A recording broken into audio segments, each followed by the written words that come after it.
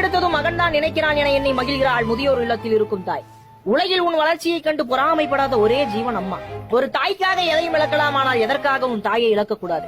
படிப்பை விட அப்பா அம்மா ஒஸ்திதான், அதனாலதான் இன்சியில முதலையும் படிப்பு கடைசியில எழுதுறோம்.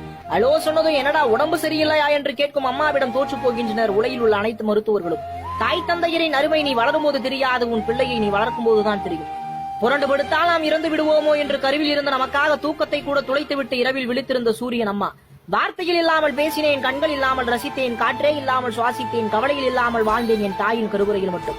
அம்மாவை சந்தோஷப்படுத்த பணம் அதை வேணுமான்னு கேட்க தேவையில்லை. சாப்பிடும் போது இன்னும் கொஞ்சம் சோறு போடுவான் என்று கேட்டாலே போதும். ஒரு தாய் தனக்கு என்னவெல்லாம் செய்தாள் என்பதை மனிதன் கடைசி வரை உணர்வதில்லை. அவன் அதை உணரும் போது அவள் உயிரோடு இருப்பதில்லை. ஐ லவ் அம்மா. டெலிட் பண்ணாம இது கேட்டுட்டு எல்லாருக்கும் இன்னைக்குள்ள 20 பேருக்கு அனுப்புங்க.